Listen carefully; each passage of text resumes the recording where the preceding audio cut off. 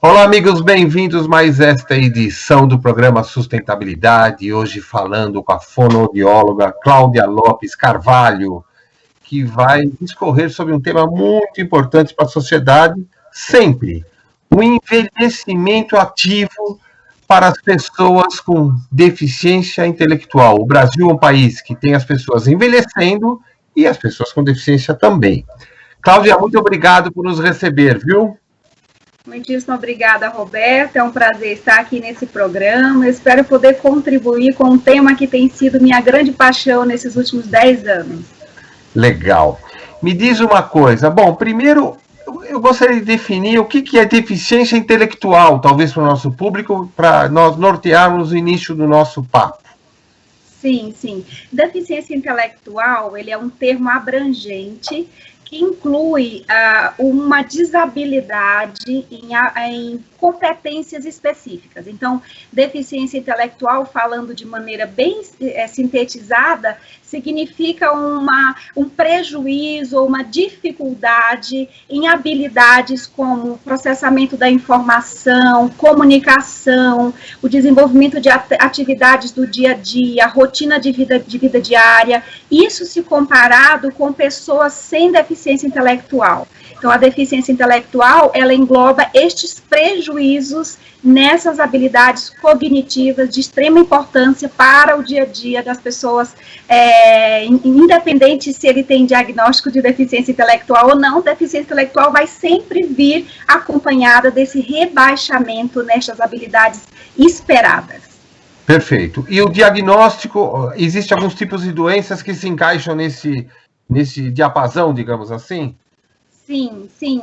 A deficiência intelectual a gente chama de grande guarda-chuva, onde a gente consegue, dentro deste guarda-chuva, ter algumas doenças que estão relacionadas à deficiência intelectual. Não posso dizer que todas são doenças, porque a gente tem síndromes específicas que a gente não considera doença. Então, a gente tem dentro deste guarda-chuva, que é a deficiência intelectual, pessoas com diagnóstico de síndrome do X frágil, diagnóstico de anóxia, né, que gera também deficiência intelectual, pessoas com diagnóstico com síndrome de Down. A gente entende que a síndrome de Down não é uma doença, mas ela é uma condição de vida, mas se encontra também debaixo desse guarda-chuva que é a deficiência intelectual. Tá.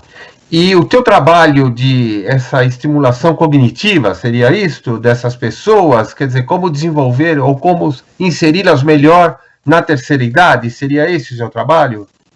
Olha, Roberto, o meu trabalho, ele é de estimulação cognitiva, ele é uma extensão daquilo que eu faço. Mas, atualmente, eu sou uma militante em prol da deficiência intelectual, principalmente daqueles que estão envelhecendo, né, dos idosos com deficiência intelectual. Então, a gente trabalha com esse público desde 2011, e desde então, a gente só promove o envelhecimento ativo e a reabilitação de funções específicas de pessoas com deficiência intelectual idosas, né, ou aquelas que estão em processo de envelhecimento. Então, a reabilitação ou estimulação cognitiva, o treino de funções cognitivas, ela faz parte de um programa de intervenção em prol da promoção do envelhecimento ativo. A gente sabe que as pessoas com deficiência intelectual, antes, elas ficavam no que eu chamo de atrás das cortinas da sociedade. Então, a gente não sabia, primeiro, que a pessoa com deficiência intelectual era capaz de envelhecer, e agora a gente está vivendo um momento de quebra de paradigma, onde a gente precisa entender esse envelhecimento e a gente precisa, então, promover esse envelhecimento ativo. Então, a estimulação cognitiva, o treino das funções perdidas ao longo da vida, a reabilitação cognitiva que envolve não só o atendimento com o idoso com deficiência intelectual, mas também o atendimento às famílias, os ajustes de rede na prestação de serviço, o suporte para a comunidade receber essa população. Isso tudo faz parte do meu trabalho, daquilo que eu tenho feito junto com parceiros que também acreditam nessa visão, que nos apoiam nessa visão. Então, essa fase de intervenção, ela é uma fase que faz parte desse processo de promoção do envelhecimento ativo, mas não é só isso. Nós fazemos muito mais além de estimulação, treino e reabilitação cognitiva dessas pessoas. E que tipo de exercício, por exemplo, só para você dar um exemplo para o nosso público, pode ser inserido no trato? Fala um pouquinho sobre isso na prática. Olha, um dos maiores déficits existentes na vida da pessoa com deficiência intelectual que envelhece está relacionado à sua autonomia e independência, e diz respeito a o uso dessa autonomia e independência nas atividades de vida diária, para desenvolver as suas rotinas, mas principalmente para desenvolver a comunicação. A gente sabe que pessoas com deficiência intelectual, muitas vezes, elas ficam atrás das cortinas porque ela não consegue se comunicar. E a comunicação é como se ela acompanhasse uma das áreas com maior déficit na deficiência intelectual, principalmente durante a fase do envelhecimento. Uma das estratégias que a gente pode utilizar para estimular a comunicação da pessoa com deficiência intelectual que envelhece é o empoderamento comunicativo. O empoderamento comunicativo é algo que todos nós, enquanto sociedade, podemos fazer, que nada mais é do que validar a comunicação da pessoa com deficiência que envelhece. Como a gente valida essa comunicação? Através de atos simples, de atitudes simples, dando voz e vez a essas pessoas. Então, para que a gente possa dar vez e voz a essas pessoas, não necessariamente ela precise passar por um treino da comunicação ou por uma estimulação específica. O simples fato de você dar vez e voz à pessoa com deficiência intelectual é uma intervenção conjunta que a sociedade pode se unir para promovê-la. Uma outra forma que a gente precisa promover a comunicação saudável dessa população é possibilitar expressões. É possibilitar o uso da comunicação funcional no seu dia a dia. Às vezes, essas pessoas, Roberto, elas têm dificuldade de expressar palavras. Por quê? Porque não aprendeu no período em que deveria ter aprendido, ou não teve a oportunidade de passar por um profissional da comunicação e da linguagem, que no caso é o fonoaudiólogo, mas ainda assim, essas pessoas têm desejo de comunicar. Se você encontrar uma pessoa com deficiência intelectual, ela vai sempre ter o que a gente chama na pragmática comunicativa, que é a iniciativa de iniciar uma conversa com você. Eles vão sempre se aproximar de você para puxar um assunto. E aí o que acontece é que muitas vezes a sociedade não está preparada para puxar assunto com essas pessoas, porque as palavras deles não são benditas, elas somem às vezes, e o interlocutor vai ter que ajustar esse recurso mínimo de comunicação a um contexto. E aí, às vezes, fica difícil e o interlocutor que não tem deficiência desiste da conversa. Então, essa promoção da iniciativa comunicativa, de dar vez, de dar voz, de deixar expressar, é uma medida de intervenção que promove o envelhecimento ativo dessas pessoas e possibilita a interação social, que é algo que eu preconizo muito nas minhas intervenções. Significa que você precisa, então, é um programa de educação familiar, digamos assim, no primeiro estágio, porque você tem que cuidar de todo o entorno, e o primeiro entorno próximo dessa pessoa está dentro da sua própria casa. Sim, ele está inicialmente dentro da sua própria casa, mas ele está também na fomentação da importância disso para a sociedade. E às vezes a família ela está esgotada porque ela permite a pessoa com deficiência intelectual em processo de envelhecimento se comunicar. Mas quando ele sai desse espaço do ambiente seguro da família, ele não consegue expressar como deveria, porque a sociedade ou o interlocutor dele não está preparado para isso. Então a família, ela faz parte dessa educação, que eu posso dizer, para a comunicação efetiva, mas a sociedade tem que vir junto, porque a gente não interage só com a rede comunicativa da família. A gente interage com amigos, a gente interage com pessoas não conhecidas. Você sabe que em um dos meus programas de treino de habilidades funcionais de comunicação, eu treino com as pessoas com deficiência intelectual como ela deve iniciar uma conversa com uma pessoa que ela nunca viu, por exemplo. Entendi. Então, a gente faz um treino um treino na habilidade de comunicação e nas funções cognitivas, depois a gente sai do espaço do set do terapêutico e nós vamos fazer isso na rua, por exemplo. Então, eu vou estar mediando essa comunicação e dando para essa pessoa com deficiência intelectual empoderamento para que ele consiga conversar, puxar um assunto com uma pessoa que ele nunca viu, por exemplo, né? Entendi. Cláudia, significa que a pessoa, na verdade, fora do ambiente familiar, ela se sente um pouco inibida, né? Seria isso? Sim, porque o ambiente familiar da pessoa com deficiência intelectual ainda é o ambiente mais seguro. E muitas vezes essas pessoas nem tiveram a oportunidade de conversar com outras pessoas que não fossem da família. Eu fiz um projeto piloto em 2015, e depois eu consegui trazer esse projeto piloto até 2019, que foi até outubro do ano passado. E nesse projeto piloto, a gente fazia o treino das habilidades comunicativas em espaços como cafeterias, padarias, restaurantes. E foi impressionante, Roberto, o quanto esse treino foi capaz de modificar a comunicação da pessoa com deficiência intelectual. E modificou pelo simples fato da oportunidade que essas pessoas tiveram.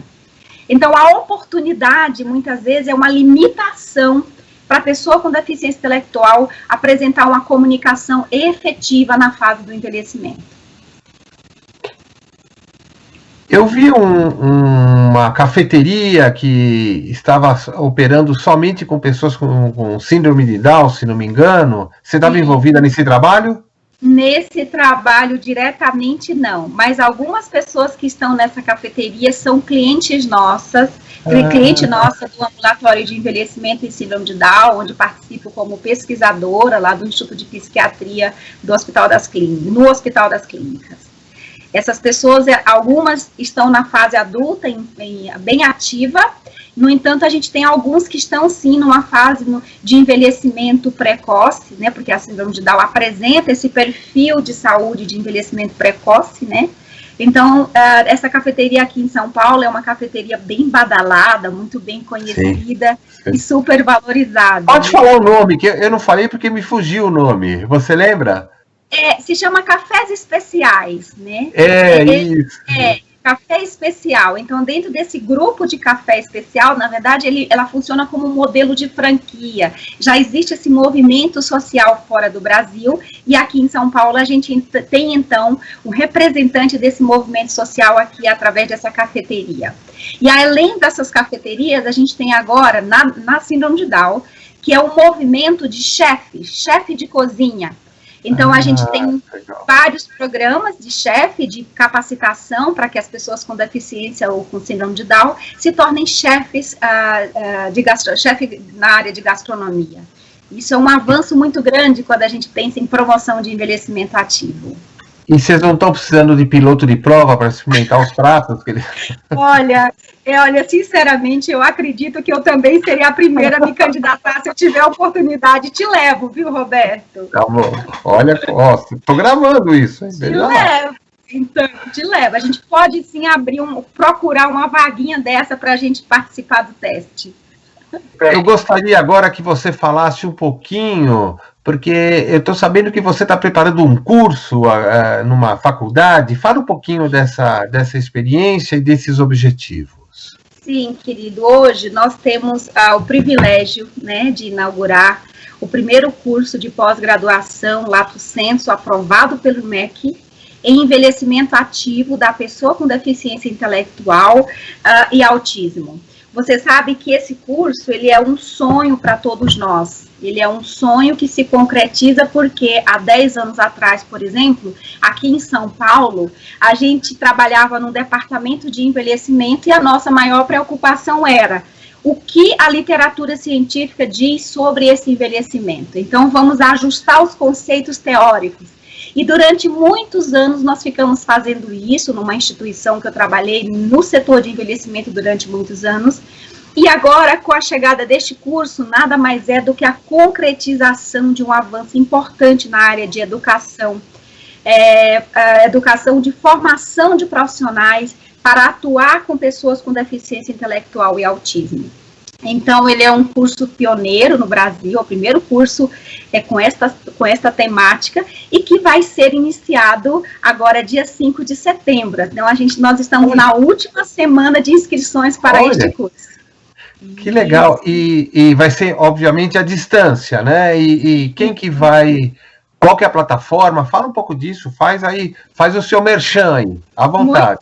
Muito obrigada, Roberto. Ele é um curso de pós-graduação, né? Ele é um curso que vai acontecer 100% online, ele vai acontecer quinzenalmente, então os alunos vão ter a oportunidade de se encontrarem a cada 15 dias para estudar sobre essa temática. Nós vamos ter grandes nomes da geriatria e da gerontologia, inclusive eu fui convidada para participar de uma disciplina voltada para o uso da comunicação funcional na população com deficiência intelectual. Nós teremos geriatras na grade curricular para ministrar estes cursos. Então, a grade curricular deste curso está um presente, assim, para quem gosta de deficiência intelectual e envelhecimento. E além da temática envelhecimento e deficiência intelectual, nós vamos falar sobre autismo, que é uma tendência na área de envelhecimento e deficiência intelectual. Então, o envelhecimento da pessoa com autismo também faz parte dessa grade curricular, e que também a teoria de aprendizado ao longo da vida, que é recente no Brasil, será abordada. Ele é um tema de extrema relevância na área da pedagogia voltada para o envelhecimento. Então, se você ainda não fez sua inscrição, e aí eu aproveito e faço o merchandise, você pode entrar em contato direto com a gente aqui em São Paulo, no telefone 011 99463 5849, ou mandar um direct para a gente no meu Instagram, Fono Cláudia Lopes, e eu vou receber seu direct e vou lhe responder e efetivar sua matrícula junto aos coordenadores de Brasília. Bom, eu estava aqui, porque a gente que fica trabalhando com comunicação, está sempre conectando uma tomadinha aqui e ali, né? Você procurou Marcos Mion ou Romário, essas pessoas que têm avançado tanto na abrangência do entendimento dessas questões para falar sobre isso? Olha, não procurei até mesmo porque o trabalho que eles estão fazendo é um trabalho de extrema relevância. O Marcos Mion defende a bandeira do autismo, né? E aí é uma bandeira que a pessoa tem que militar muito, e ele tem militado muito nessa causa, né? O Romário defende a bandeira da pessoa com síndrome de Down, por possuir uma filha com síndrome de Down, então essa é uma bandeira que ele valida muito. No entanto, esses dois representantes da deficiência intelectual, eles trabalham com a fase da infância. E aí, é verdade. A minha maior rede de conexão são com os profissionais que trabalham com a fase adulta e a fase do envelhecimento. E, infelizmente, nós não temos militantes nessa causa, nós não temos representantes de renome, reconhecido na sociedade como Marcos Mion, né, e Romário. Então, a gente precisa levantar pessoas que representem a vida adulta e o envelhecimento da pessoa com deficiência intelectual. Mas me permita dar minha opinião ainda um pouco persistente. Eu acho que eles podem emprestar a imagem para divulgar o curso, sim. Tá? E eu acho que você deveria pensar de forma mais abrangente isso, porque talvez eles sequer tenham pensado, ou melhor, eles devem pensar na vida familiar dele, que eles estão envelhecendo, e os filhos, obviamente, com um processo natural, são muito mais jovens do que eles, né? E talvez essa dinâmica de desenvolver dentro da sociedade esses novos ícones, digamos, mas no caso da pessoa já na terceira idade, representando essa bandeira, possa ser promovido por eles. Sim, acredito plenamente. Você sabe que a gente tem, dentro da gerontologia, uma disciplina chamada gerontologia educacional, que nada mais é do que preparar a sociedade para o envelhecimento. E a gente não prepara a sociedade para o envelhecimento em outra fase que não seja na infância e adolescência. Fora do Brasil, a gente tem disciplinas para crianças, onde elas aprendem sobre a velhice. Elas aprendem diretrizes sobre o envelhecimento, sobre como conviver, sobre como estabelecer as relações intergeracionais. E aqui no Brasil, a gente ainda não tem um movimento forte voltado para a promoção do envelhecimento ainda na infância. E você tem razão quando você faz essa sugestão, porque isso é um sonho para a gente ter pessoas que militem pelo envelhecimento da pessoa com deficiência intelectual ainda na infância, porque nós não teremos envelhecimento bem-sucedido, nós não teremos envelhecimento ativo se nós não tivermos uma infância, uma adolescência e uma vida adulta bem delimitada, bem preparada para viver essa velhice. E onde a gente vai preparar para envelhecer bem? Ainda na infância, porque se na infância você come mal, se na infância você não pratica atividade física, isso vai refletir numa adolescência com mais predisposição para a doença, que vai refletir numa vida adulta e num envelhecimento que não é tão saudável como deveria ser. Então, as ações de promoção do envelhecimento saudável, do envelhecimento ativo, elas devem acontecer sim na infância. E se eles quiserem colaborar conosco, vai ser maravilhoso demais ter essa parceria do nosso lado. Eu vou ver se eu acho algum contato. De qualquer forma, você me fez agora recordar estive domingo conversando com um amigo que está de mudança para Israel, né? Sim. E ele disse que nas escolas públicas, lá, públicas e privadas, é a mesma dinâmica, eles possuem curso de voluntariado. Perfeito. Então, o que acontece? Já cria uma visão 360 graus para as crianças em todas as frentes. E o Brasil está precisando não só, né, na questão da gestão da questão das pessoas da terceira idade, como sem deficiência, né, também, né, mas uma visão muito mais abrangente no caso de preparar a sociedade para respeitar o idoso como um todo, né? Com certeza. Você sabe que Israel é um país modelo para tudo, né? Então, sim, é um país top de linha, tudo que você pensar em tecnologia, Israel vai sempre sair na frente. E hoje, nós temos vários pesquisadores em Israel que promovem o envelhecimento ativo da pessoa com deficiência intelectual. Tem a área da enfermagem hoje, ela traz para a gente grandes estudos que estão sendo realizados em Israel, em prol da promoção do envelhecimento saudável na pessoa com deficiência, e isso a gente nem está falando das estratégias de reabilitação, porque eles são os melhores na área de criar, por exemplo, ferramenta de reabilitação, criar PPs, entendeu? Então, eles são muito bons naquilo que eles fazem. E é um excelente modelo para a gente se inspirar quando a gente pensa em promoção do envelhecimento ativo para a pessoa com deficiência no Brasil. E você sabe que isso lá fora acontece dentro das escolas. Então, existe disciplina chamada de ações intergeracionais e disciplinas de gerontologia que prepara a sociedade, que prepara as crianças ainda na escola para envelhecer, para compreender o processo de envelhecimento das pessoas e ver o idoso com um olhar em que ele deve ser visto, que é o olhar de ser alguém que não é velho para jogar fora, mas é velho para ficar perto de você, para interagir com você, para ser valorizado, né? Sim. Então, eu fico muito contente em saber que a gente pode sonhar em ter pessoas que promovam esse envelhecimento ainda na infância. Eu quero aproveitar para... nós já estamos chegando no final do nosso programa, quero agradecer ao professor Edival, da Faculdade de Palmas, que indicou esse conteúdo tão bacana, eu gostei muito, e quero já propor para ele, para a gente desenvolver lá dentro um curso de voluntariado. Tá? Será um prazer. Você sabe que Edival é um homem sonhador.